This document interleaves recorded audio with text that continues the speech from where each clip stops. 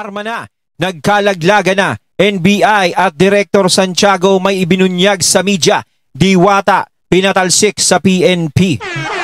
Pati si Diwata? Alam natin para si Torre to kasi kamukha ni Diwata. Ayan, syempre itong balitang ating matutunghayan ngayon ay nagmula kay Banat Kapanig TV. At ito po ang inyong lingkod na si BT na magbibigay ng reaksyon at komento dito sa video na ating matutunghayan ngayon. At wag na natin pagtagalin na sabay-sabay na natin panoorin ang laman ng video na hatid sa atin ni Banat Kapanig TV at bibigyan natin ng reaksyon ng balitang ito. Pasok! Ito ang breaking news ngayon. Viral ngayon sa mundo ng social media. Naghain ng mga reklamong inciting to sedition at unlawful utterance. Sa Department of Justice, si Philippine National Police Criminal Investigation and Detection Group Director Brigadier General Nicolas Torre III laban kay dating Pangulong Rodrigo Roa Duterte. Bakit? Matapos ang kanyang hearing ng 15 na senador, banat naman at tila sinupalpal at tila harapang napahiya sila Congressman Jong Alonto, General Torre at iba pang mga kongresista. Matapos sabihan sila NBI Director Jaime Santiago na hindi naman kayo ang tinatakot ni Digong. Ito'y matapos tila binigyan ng mali siya ng mga ito ang biro ng dating Pangulong Rodrigo Duterte. So yung nagiging topic dito, yung sinabi ni Tatay Digong doon sa 15 senador, no, kumbaga ganun gawin mo, ganun gawin para makapasok lahat ng mga senador nila. Alam niyo si Tatay Digong, no, para kayong mga tanga, 'di ba? Para kayong mga tanga, para kayong mga siraulo, 'di ba? Parang hindi niyo kabisado yung ugali niya. 'Di ba? Siguro naman nung panahon ng pagiging presidente ni Tatay Digong, alam nyo naman kung paano siya magbiro. Sa tingin nyo ba? No, sa tingin nyo, kung may gagawin siyang ganong klase, no, doon sa sinabi niya, kunwari, gagawin niya yung sinabi niya. Bakit kailangan niya pang ibunyag sa mga tao? Bakit kailangan niya pang ibuyang-yang yun sa mga tao? Siyempre, hindi na. 'Di ba? Siyempre, kapag may nangyari doon sa mga senador na sinasabi ni Tatay Digong, maaaring maging balik sa kanya yun. Pero delikado rin naman yon, no? Kasi baka mamaya, si Tatay Digong, wala namang ginagawang ganon, nakapagsalita si Tatay Digong ng ganon, baka mamaya may ibang gumawa ng ganon, tapos sa kanya ibintang. Diba? Gaya ng nangyari kay VP Sara. Diba? Yung nagsalita nga si VP Sara, baka mamaya may ibang gumawa naman ng kahit hindi si VP Sara. Medyo delikado nga lang. Pero si Tatay Digong, no, alam nyo naman sa sarili ninyo kung paano siyang magbiro. 'Di ba? Si VP Sara naman kasi talagang ginalit nyo ng todo eh. 'Di ba? Hindi na kayo pinapansin, talagang relax lang siya sa mga ginagawa nyo sa kanya. Kaso yung mga taong kasama niya is pinakailaman nyo pa na hindi naman dapat nadadamay sa problema. 'Di ba? Kaya siya nagalit, kaya siya nainis sa inyo. Kumbaga nakuha nyo yung inis ni VP Sara. Ngayon naman kung kay Tatay Digong tinitignan nyo yung pagsasalita niyang ganyan, uulitin ko, parang hindi kayo nasanay kung ganun siya magbiro. Lagi naman ganun ang sa mga salita ni Tatay Digong eh. Kahit naman nung nasa Davao pa siya, mayor pa siya, ganun siya magsalita. 'Di ba? Para namang takot na takot kayo sa mangyayari. No? Hindi tanga si Tatay Digong para gawin niya yung mga bagay na yun. Maaaring sa salita lang yun, pero hindi niya gagawin yun. Lalong-lalo na nasabi niya sa harap ng mga tao. Kung gagawin niya man yung bagay na yun, uulitin ko, bakit kailangan niya pang i-announce sa lahat ng mga tao at pwedeng makapanood nun? 'Di ba? Kaya wag tayong tatanga-tanga.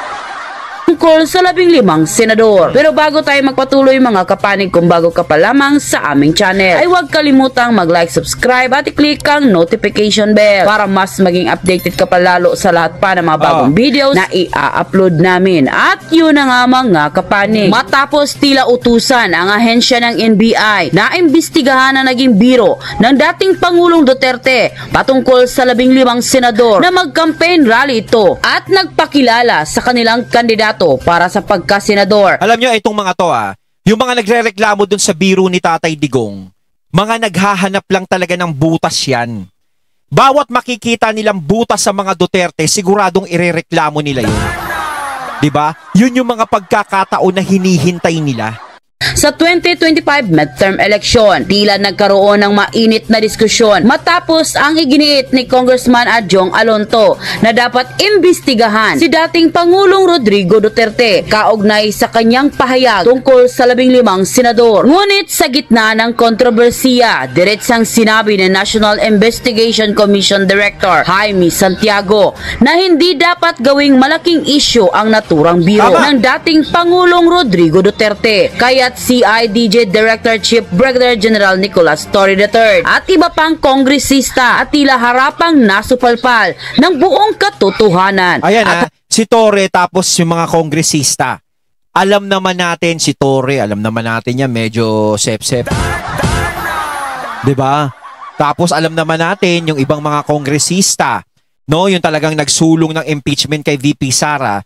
Alam naman natin na talagang may galit talaga yan. Yung iba't yan, ha? No? Kaya nakakahanap na naman sila ng butas ngayon. Kaya ngayon, pati si Tatay Digong gusto na nilang idamay. Diba? Tarapang napahiya ni NBI Director Jaime Santiago. Sa isang panayam, sinabi nito na style di umano ng dating Pangulong Duterte ang nasabing biro at taong bayan lamang lang yun yung sinasabi ko. Style ni Tatay Digong, yun. 'Di ba? Matagal niya ng estilo yung ganun. Matagal niya nang ginagawa at sinasabi yung ganun. Hindi na yung ginagawa, matagal niya nang sinasabi yung mga ganong klaseng bagay. Ang hirap, masyado tayong apektado. At saka ang hirap kasi humahanap lang talaga kayo ng issue laban sa mga Duterte. Kaya mas lalo nyong pinapalaki. 'Di ba? Pero bakit nung presidente si Tatay Digong nagsasalita siya ng mga ganyang bagay, bakit hindi nyo nirereklamo? Diba? Baka nga isa pa kayo sa mga nakikitawa sa mga biro niya. Kapag ganun ang sinasabi niya, isa pa kayo sa mga tuwan-tuwa. Di umano ang humusga sa nasabing pahayag ni dating Pangulong Duterte. Ayon pa kay Santiago, and I quote, "Nakikita ko, rhetorics lang niya, Duterte. Part lang ng kanilang political propaganda. Mawalang galang kay Kong Adjong at sa iba pang congressman natin. Nag-i-instigate sila na mag-imbestiga ang NBI. Hindi naman sila yung tinatakot kundi yung mga senador." Yun nga. Diba? Yung mga senador ang ginaganon. 'Di ba? Bakit yung mga senador na sinabi ni Tatay Digong? No, wala naman siya mga binanggit na pangalan dun dapat kung may magrereklamo sa ganyan, dapat yung mga senador. No, kung sino ang tatamaan sa mga senador na yun. Bakit sila tahimik, hindi sila nagrereklamo? 'Di ba? Dahil siguro alam naman nila yung biro ni Tatay Digong. O baka naman umiiwas sila sa gusot dahil mag-i-eleksyon. 'Di ba? Kasi baka mamaya pag ginanya natin si Digong, baka makabawas sa boto natin yan. Hindi natin alam. 'Di ba? Pero dapat sila yung nagrereklamo, hindi dapat kayo Ano naman yun? May binanggit ba siyang congressman? May binanggit ba siyang general? Wala naman. No, kaya hindi nyo dapat ipasok yung sarili nyo sa isang issue na hindi naman kayo kasali. Yan ang hirap no? Hindi nagrereklamo yung mga taong na-involved doon o yung pangalan na involved doon, pero ini-involve nyo yung sarili nyo para magkaroon lang kayo ng butas sa mga Duterte. Yan ang hirap sa inyo, mga toy. Pa nga nito, dito sa deklarasyon ni dating President Digong, kitang-kita ng tao na nagjo-joke lamang siya. Part lamang ng rhetorics ng political speech. Ayon kay Director Santiago, alam niyo, in a political speech, ano yan rhetorics. Kumbaga parinigan na yun Di ba palitan na ng salita, eleksyon Di ba? Alam niyo naman sa eleksyon, nagkakaroon ng siraan dyan, nagkakaroon ng tirahan dyan, parang hindi nyo alam. Di ba parang hindi nyo alam yung dating ng eleksyon? Di ba? Nagkakabulat-lata ng baho dyan. Ganun yan Di ba? Ano namin yan inaalaw yan ng ating political system. End quote. At mismong si NBI Director Santiago na ang nagsabi na hindi dapat ituring na seryosong banta ang naging pahayag ni dating Pangulong Rodrigo Duterte. Sa isang panayam, sinabi ni Santiago na style lamang umano ng dating Pangulo ang nasabing biro at dapat taong bayan na lamang dapat ang humusga sa mga naging pahayag ni Duterte. Dagdag pa nito, malinaw ang pagkakaiba ng sitwasyong ito sa ibang kasong politikal at hindi dapat ituring na banta ni Atty. Santiago ang mga naging pahayag ni dating Pangulong Rodrigo Duterte. Idinidiin din niya. Yan yung taong may malawak na pangunawa. Kasi kapag ikaw taong galit ka, magagaya ka dun sa mga taong naghahanap lang ng butas, yung mga nagre-reklamo. Diba? Kumbaga, sa kanila, walang matinong sasabihin ng mga Duterte. Kumbaga, kung magsalita yung mga Duterte ng masama, talagang isip nila dun, gagawin yun kahit alam nilang hindi. Diba? Bahagi ng politikal sa Pilipinas ang matapang na para silang natroma na sa mga Duterte, no?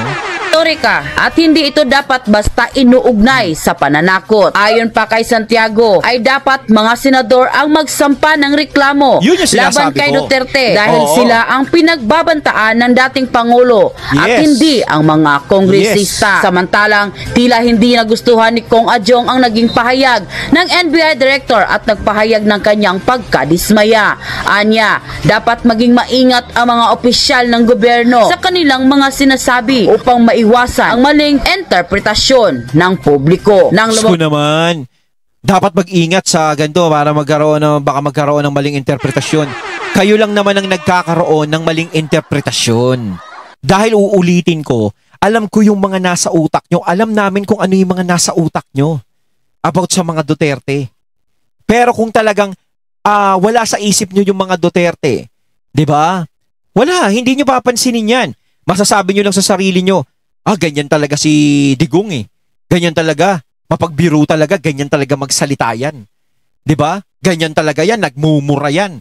Ganyan talaga magsasalita ng ganyan yan. Babas nga ang balitang ito ay umani agad ng samut-saring komento mula sa marami sa ating mga kababayan na kung saan ay marami nga sa kanila ngayon ang hindi napigilan ng kanilang sarili na maglabas ng kanilang hinaing at komento sa mundo ng social media. At ayon pa sa kanila, tama, kahit nga senator di nagreklamo kasi di nga nila alam sinong papatayin. Wala namang pangalan, nagpapatawa lang ang matanda. Ginawan pa ninyo na usapan, Attorney si Duterte. Alam niya na pwede siyang madimanda. Yes. Hindi bobo si Tatay Digong.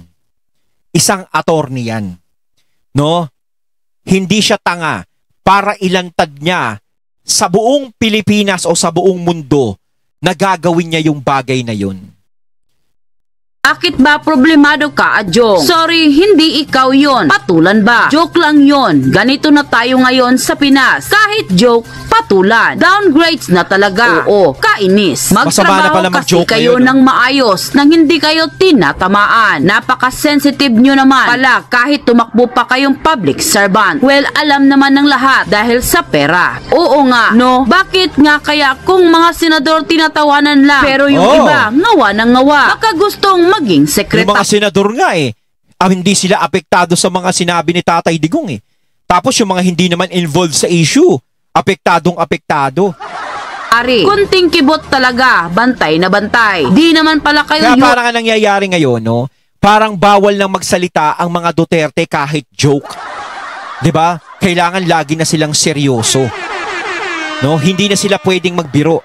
Kasi lahat ng mga biro nila gagawing totoo nung mga tao na gusto silang pag-initan. Diba? Ganyan na yung nangyayari ngayon. Kaya dapat nga yung mga Duterte ang nag-iingat ngayon sa mga sasabihin nila. Kasi may mga tao, no, nakatulad nitong mga to na nag-aabang ng sasabihin nila na hindi maganda kahit biro. Diba? Hindi na kayo mga biro. Nakikisali ka. Naku naman, papansin, bida-bida naman kayo. End quote. So, natatunghayan natin ng video na yon na nagmula kay Banat Kapanig TV. Ayan, anong masasabi nyo mga katunay? Comment lang po kayo sa comment box. No, dun sa mga apektado, no? Yung mga apektado, anong masasabi nyo sa kanila? Comment lang kayo. So once again, I'm BT and I'm out. Peace.